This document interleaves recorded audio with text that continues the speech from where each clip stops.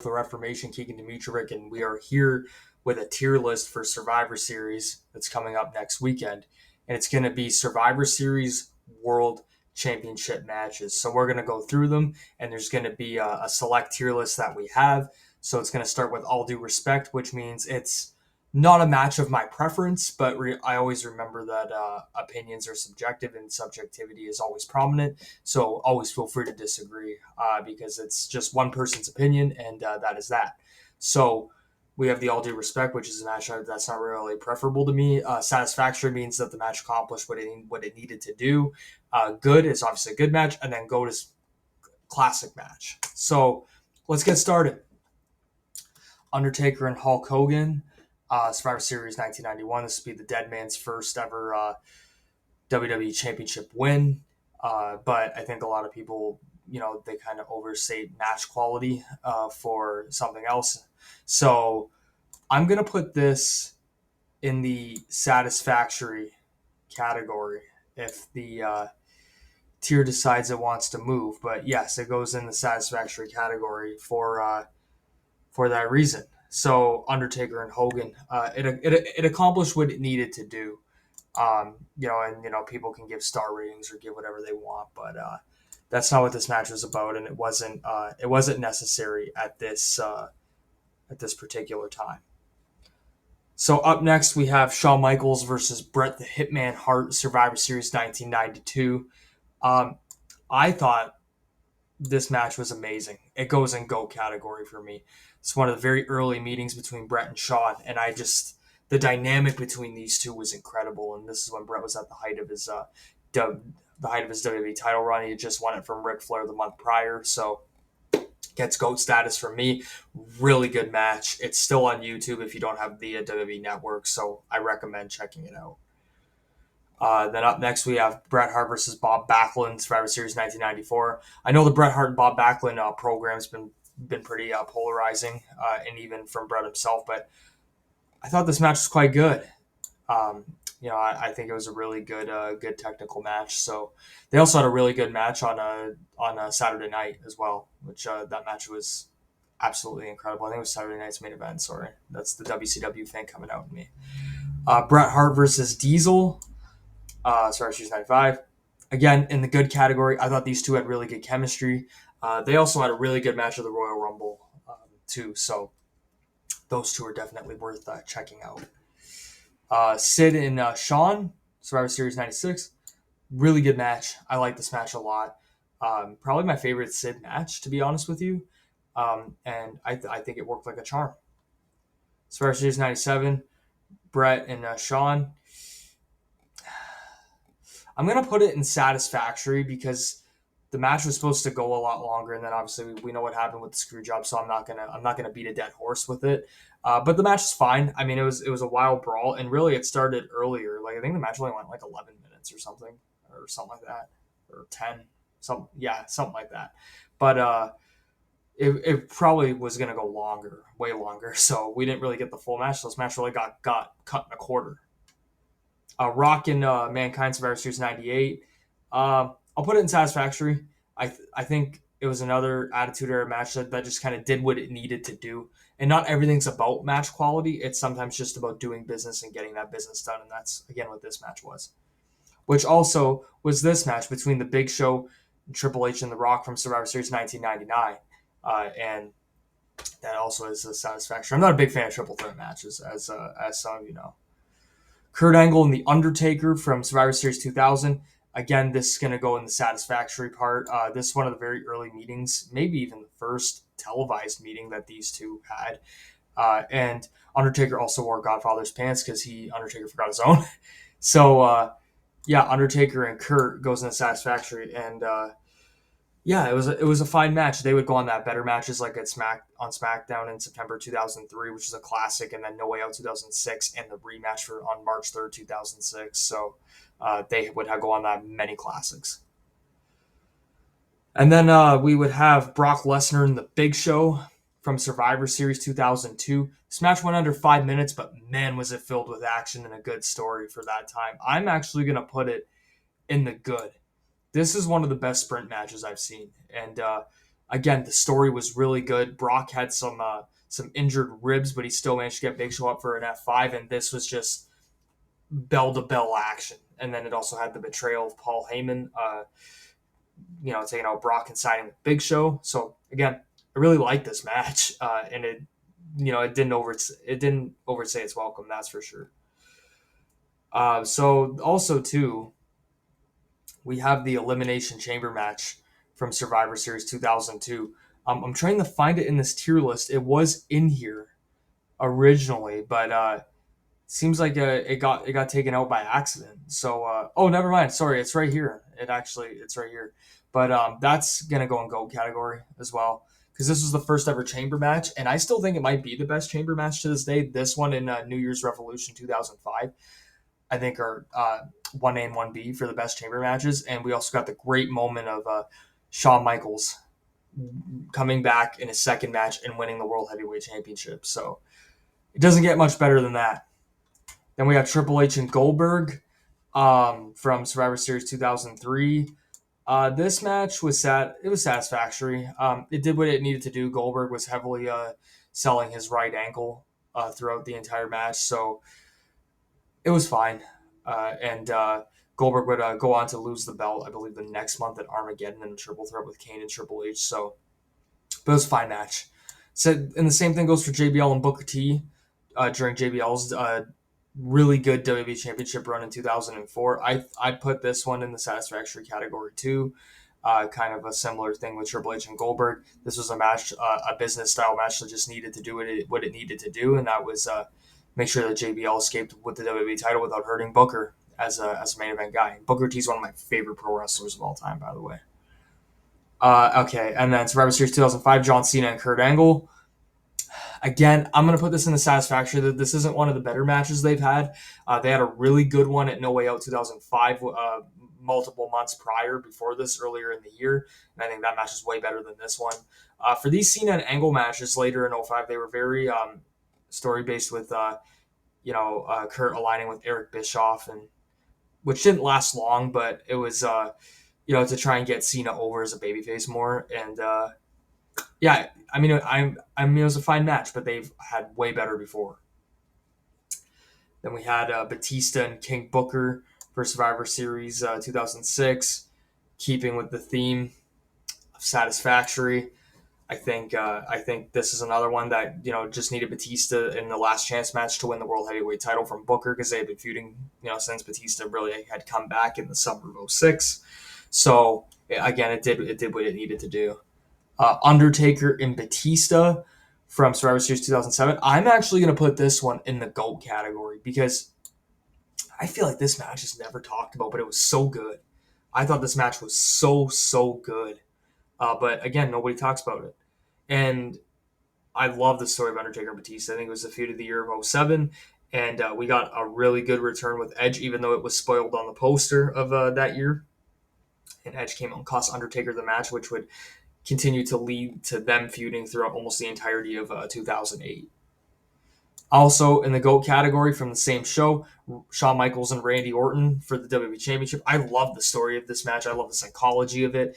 And Randy Orton really got put over by Shawn in this match. So that one's also going to go there. This one, unfortunately, I can't really salvage. This is going to go in the all due respect category. Triple H versus Vladimir Kozlov versus Edge in brackets because he came out at the end. But Triple H is one of the best of all time. But he really tried in this match, and Vladimir Kozlov really put in a lot of effort. But sometimes you just have an off night, and I think that's what happened here. But all due respect for both of them. But earlier on in the show, we had John Cena and Chris Jericho. Cena just come back from his neck injury that he suffered at SummerSlam 2008. This match is going to go in the satisfactory category, but I got to say that 2008 Chris Jericho was simply on another level. I mean, the work he was doing as a heel was just incredible, and he really worked on Cena's neck in this match too. So I believe this is also Cena's return from the neck injury. So that is that. And then also the next year we had Undertaker versus Chris Jericho versus The Big Show for the World Heavyweight Championship at Survivor Series 2009. It's a pretty underrated triple threat, actually, and Undertaker would retain. But here's a fun fact. Chris Jericho and The Undertaker have never wrestled one-on-one on pay-per-view, and maybe it could have happened here, and we could have done the triple threat maybe at the next pay-per-view, like I think it was TLC, because I think Taker and Jericho definitely should have had a singles match on pay-per-view, and that's almost a crime that never happened. And then on the same show, John Cena versus Shawn Michaels versus Triple H. This is going to go in the good category. Again, I'm not a big fan of triple threat matches. I've said that many times, but I like this one because right at the beginning, Shawn Sweet Chin music's Triple H out of the ring, and that was just shocking. But the match itself was really good too, so goes in the good category. Edge and Kane from 2010 Survivor Series goes in the satisfactory category. This was an ongoing feud after Edge had been traded to SmackDown for CM Punk. And then Edge immediately went for the World Heavyweight Championship in Kane after Kane concluded his feud with The Undertaker. It was an alright match. And then the same thing goes for Randy Orton and Wade Barrett here, where Cena was the special referee. And if he screwed Randy, the rumor was that he could screw Randy Orton so he could keep his job. But if he, it was a free or fired thing. So that was kind of a unique story, and the match is fine too. So it goes, again, in the satisfactory category. Same thing with Punk and Del Rio. I think that goes in the satisfactory category. That was a pretty underrated match from the show, and Punk finally got his big WWE title run, which should have stayed through Money in the Bank, but they also put the Money in the Bank on Del Rio, so they had to figure that out without having Del Rio lose the contract. So got from there. Same thing with this triple threat the year later at Survivor Series with Punk, Cena, and Ryback. Satisfactory, did what it needed to do, and we also had the iconic debut of The Shield. Same thing with Sheamus and Big Show. Again, a satisfactory match. If this match would have been the Hell in a Cell one that they had the month prior, it would definitely be in the good category because that match was super, super, super good in general. And then also, too, from Survivor Series 2011, I actually forgot to put this one in, but Big Show and Mark Henry. They actually had quite a few underrated matches in this year, and that's going to go in the satisfactory category as well. Not a bad match at all, really, and especially for two bigger performers, they really did good in their matches, especially at Vengeance too. That's Survivor Series 2003, Big Show, Randy Orton, Cena, and Del Rio. I gotta put these in the all due respect. I wasn't a fan of this show. I mean, I remember watching it as a kid, and I just was not a fan. But again, everybody, all four guys, super incredibly talented. But again, like Triple H and Vladimir Kozlov, sometimes you just have an off night. And then for Survivor Series 2015, because Brock was the champion in 14, so we didn't get a world title match. Satisfactory. This match didn't go overly long. Because this was like a tournament style to crown a new WWE champion since Seth Rollins had injured his knee. I think he tore his ACL, MCL, and meniscus all at once at a house show in Dublin against Kane. So we needed a new champion. So this was really thrown together very quickly, and it wasn't a bad match either. And then we had the Sheamus Money in the Bank cash-in, if you want to count that as well. So that goes under satisfactory for Survivor Series 2015. 2017 Survivor Series, we had Charlotte versus Alexa Bliss, and I'm actually going to put this match in good. I thought this was a good match, and I think it highlighted both women really well, and it showed how good Alexa was already, and it showed just how good of a ring general Charlotte is as well. So I'm gonna put that in the good category. And then later in the same show, we had Brock Lesnar versus AJ Styles. That's an easy GOAT. One of my favorite singles matches in WWE history, to be honest with you. I thought these two guys complemented each other so well. Originally, it was going to be Brock and Jinder Mahal, but at the last minute, it was switched to Brock Lesnar and AJ Styles. And in my opinion, that was the right decision because, again, this is a match that everybody wanted to see. And it told an extremely good David and Goliath story. And speaking of David and Goliath, Brock Lesnar and Daniel Bryan from the following year, Survivor Series 2018. One of my favorite matches ever. Again, the story was so good. Brock just bullied Bryan, and then Bryan would hit a low blow after a small ref bump and hit the running knee for the closest to and ninth tenths of a count that there's ever been. So both these matches are utter classics. And originally it was going to be Brock and AJ round 2, but then it was switched to Daniel Bryan, and he ended up turning heel. So this match was incredible, and I'm so happy that it happened. And then on the same show, we also had Ronda Rousey versus Charlotte. This is going to go in the GOAT category. This was brutal. I love this. This is definitely one of my favorite matches of 2018, and it was originally supposed to be Ronda Rousey and Becky Lynch, but Becky Lynch ended up breaking, I think, her orbital bone, and I think she got a concussion. And we had Ronda versus Charlotte, and man, did this match deliver! This was as hard hitting could get, and I enjoyed every moment of it. And again, it shows how good Charlotte is too. So we go to 2019. We have Daniel Bryan and the Fiend. I'm gonna put this in the Satisfactory, but their strap match at the Royal Rumble 2020, very very good. We also had Shayna Baszler versus Becky Lynch versus Bayley. Again, it's going to go in the Satisfactory category. Triple threat matches, again, to me, are such a mixed bag, and they're really difficult to put together. And as I speak from experience, because I've had a couple already, and they are not fun.